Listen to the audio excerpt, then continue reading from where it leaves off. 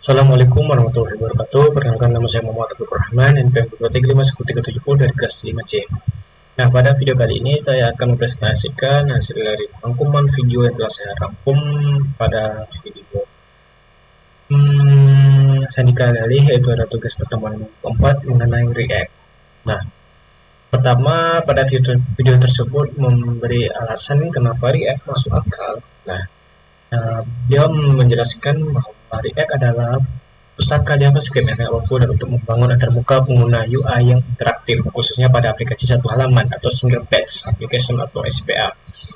Ada banyak alasan mengapa React masuk akal dan dipilih oleh banyak pengembang. Itu yang pertama, pendekatan komponen yang modular, yang kedua, virtual DOM yang efisien, yang ketiga, deklaratif sintak, yang keempat, data flow yang sederhana, yang kelima, ekosistem dan community yang kuat.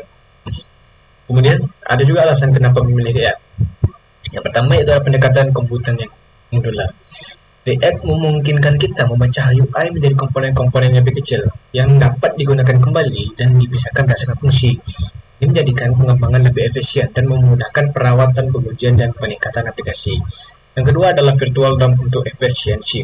Virtual DOM memungkinkan untuk melakukan pembaruan secara efisien dengan hanya mengubah bagian DOM yang diperlukan.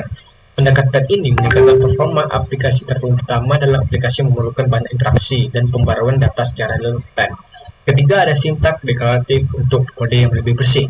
Dengan pendekatan deklaratif, kita cukup mendefinisikan bagaimana UI harus tampil dalam kondisi tertentu, tanpa harus mengontrol langkah per langkah setiap perubahan. Ini membuat kode lebih mudah dibaca dan dipahami, serta lebih mudah untuk dikelola saat aplikasi berkembang. Nah, kemudian Sandika kali juga menjelaskan tentang dari JavaScript ke React, merender antarmuka. Nah, antarmuka itu adalah seperti gambar di bawah ini, ada halaman HTML dan juga DOM. Nah, HTML ini terdiri dari body, div, H5, H1, UL, LI, dan juga UL penutupnya, div, dan juga body, dan juga HTML penutupnya. Nah, di dalam DOM juga begitu. Strukturnya hampir sama dengan HTML, itu ada HTML, body, div, kemudian juga H5, H1, UL, LI, LI. Nah, kemudian dalam DOM atau dokumen objek model, translasi objek dari halaman HTML pada halaman web adalah seperti gambar di bawah ini. Nah, DOM-nya adalah seperti yang sebelah kiri dan juga UI-nya akan tampil di dalam sebuah website. Halaman website itu disebut sebagai UI-nya. Kemudian ada juga DOM manipulation. DOM manipulation ini yaitu adalah teks JavaScript yang bersifat untuk memanipulasi sebuah DOM yang akan dikirimkan ke halaman UI-nya. Kemudian manipulasi DOM ini menggunakan JavaScript tentunya. Yang pertama, HTML merepresentasikan konten halaman awal dan mempresentasikan konten halaman tadi diperbarui. Mengubah DOM menggunakan JavaScript polos memang terlihat sakti, tapi menulisnya cukup ribet ya, tentu saja. Kemudian yang harus ditulis ketika ingin menambahkan satu buah H1. Dengan menggunakan cara penulisan tadi, waktu yang dibutuhkan akan lebih banyak. Developer akan menghabiskan waktu menulis instruksi mengenai bagaimana sesuatu akan dilakukan. Akan lebih baik jika kita bisa menuliskan apa yang harus dilakukan dan biarkan komputer yang memikirkan bagaimananya. Nah, kemudian ada imperatif dan deklaratif programming. Imperatif programming menuliskan langkah-langkah demi langkah bagaimana sesuatu harus dilakukan. Deklaratif programming menuliskan apa yang akan dihasilkan. Imperatif programming bagaikan memberi instruksi pada koki di restoran. Saat kita ingin memesan pizza, deklaratif programming itu saat kita memesan pizza sesuai tanpa menghiraukan langkah demi langkahnya. Kemudian React merupakan sebuah UI library yang deklaratif. Nah, mulai bekerja dengan React yaitu adalah untuk menggunakan React dalam proyek membutuhkan script React yang bisa dipanggilan melalui unpkg.com. React sebagai library utama, React DOM sebagai library utama, dan juga React DOM agar kita bisa menggunakan metode-metode untuk manipulasi DOM. Nah, juga sintaks error di sini pada halaman HTML, indeks HTML itu di dalam metode render, bukan JavaScript, itu adalah JSX. Secara default, browser tidak mengenali JSX. Nah, kita membutuhkan sebuah compiler yang dapat menerjemahkan JSX dan sintaks JavaScript. Kita akan menggunakan Babel sebagai penerjemahnya. Nah, dengan menambahkan Babel ini pada script project kita lewat unpkg, jangan lupa untuk mengubah type pada script. Jadi teks garis miring JSX untuk menginformasi pada label. Kita akan mengubah JSX menjadi JavaScript. Contohnya pada codingan 2 ini, kita mengubah script type-nya itu ada sama dengan text garis miring JSX. Nah, kita untuk menginformasikan pada label, kita akan mengubah JSX-nya menjadi JavaScript. Nah, kemudian ada juga perbandingan antara script Vanilla JS dan juga React. Nah, pada Vanilla JavaScript ini terdapat tipe itu text garis miring JavaScript. Nah, sedangkan pada React itu tipenya text garis miring JSX. Itu belum diubah ke JavaScript, tetapi JavaScript di Vanilla JavaScript ini sudah menjadi JavaScript. Kemudian ada juga konsep utama pada React, yaitu adalah komponen, props, dan juga stats. Membuat UI menggunakan komponen, UI bisa dipecah menjadi bagian-bagian kecil yang disebut dengan komponen. Dengan komponen bisa membuat potongan kode yang mandiri dan bisa digunakan kembali. Jika ingin mengubah sebuah elemen pada UI, kita hanya perlu mengubah saja. Kemudian props adalah data yang dikirim dari satu komponen ke komponen lainnya, khususnya dari komponen induk atau parent ke komponen anak atau child. Props ini bersifat read only, tidak bisa diubah di dalam komponen penerima. Props membantu komponen bersifat dinamis dengan menerima data eksternal.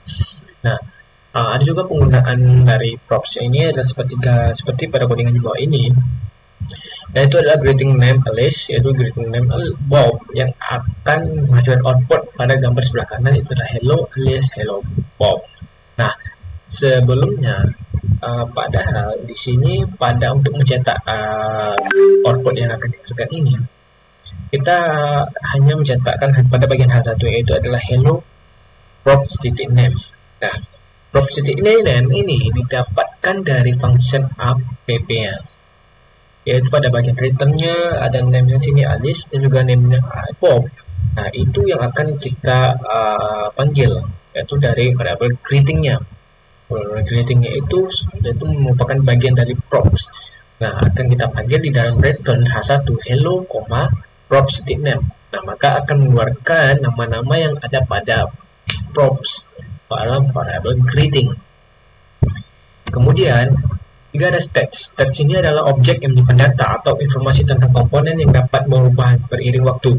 Berbeda dengan props yang bersifat statis, stats ini bisa diperbarui dan setiap perubahan stats akan menyebabkan komponen di-render ulang dengan nilai terbaru. Stats biasanya digunakan untuk menyimpan data dinamis dalam komponen seperti status, tombol, input pengguna, atau data lainnya yang berubah.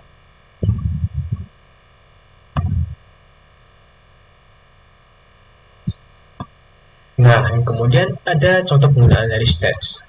Seperti gambar di bawah ini adalah contoh penggunaan dari stats, yaitu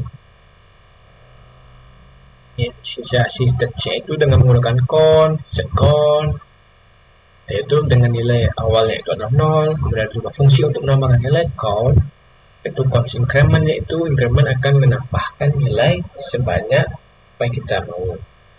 Nah, kemudian ada juga rangkuman perbedaan antara props dan stats. Pada penggunaannya, data yang dikirim dari parent, sedangkan stats data dari internal komponen. Nah, kemudian data pada atribut yang dapat diubah, sedangkan props itu tidak dapat diubah atau hanya read only. Pada stats, ya dapat diubah. Kemudian pada props terdapat trigger reender jika ada perubahan pada props, sedangkan stat tidak ada. Kemudian pada props itu definisinya ditentukan oleh parent komponen, sedangkan pada stats itu definisinya didefinisikan dalam komponen. Nah, kemudian ada ukuran komponen. Ukuran komponen yang ideal membantu memisahkan logika dan fungsionalitas yang berbeda. Sebaiknya komponen itu tidak terlalu besar dan hanya berfokus pada suatu bagian dari UI. Nah, contohnya jika memiliki komponen post, mungkin lebih baik memecahkannya menjadi beberapa komponen kecil seperti post header, post content, dan post footer, seperti gambar di bawah ini. Nah, post header.js-nya itu terdapat function yang diambil dari post content.js. Nah, kemudian post content terdapat juga post header. Dalam satu halaman itu terdapat post header dan juga post content. Kemudian post footernya.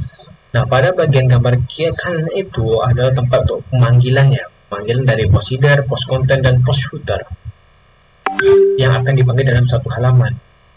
Ya, jadi sebelah kanan itu adalah merupakan parent-nya. Sebelah kiri ada bagian child. Kemudian memecah UI menjadi komponen itu menjadi komponen membantu membuat aplikasi lebih modular. Setiap bagian dari UI yang memiliki fungsi atau tampilan berbeda bisa dijadikan komponen yang berdiri. Contohnya jika memiliki layout halaman utama dengan header, sidebar, dan konten utama, maka bisa dipecah menjadi 3 komponen: header, sidebar, dan main content. Nah, contohnya pada gambar di bawah ini itu adalah konten function app return, ada header, sidebar, main content itu menjadi dalam satu div. Kemudian ada masalah drop drilling. Masalah drop drilling ini terjadi ketika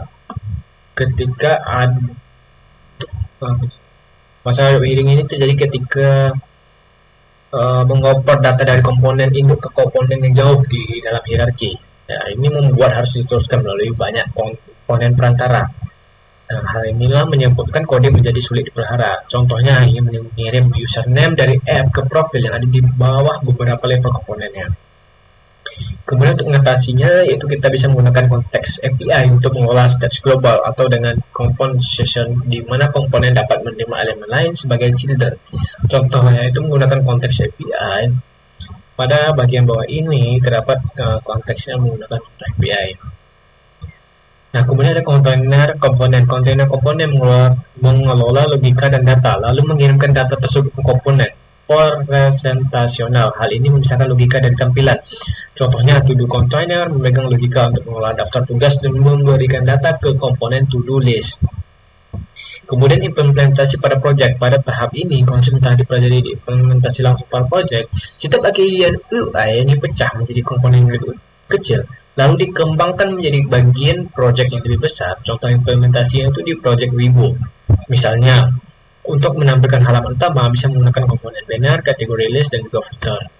Nah, membuat reusable box itu membuat komponen yang bisa digunakan kembali, memudahkan penggunaan komponen yang sama di berbagai tempat dengan gaya atau fungsi yang sedikit berbeda. Contohnya membuat komponen box yang dapat menerima children dan style sebagai props agar dapat disesuaikan. Nah, ini adalah contoh pengimplementasian kode ya. Nah, saya rasa cukup sekian dari presentasi yang telah saya rangkum dari video Sandika Gale, yaitu adalah tentang pertemuan tugas DPM minggu keempat ini, bagian presentasi PPT ya mengenai React. Saya cukup sampai di sini. Wabillahi taufiq wal hidayah. Wassalamualaikum warahmatullahi wabarakatuh.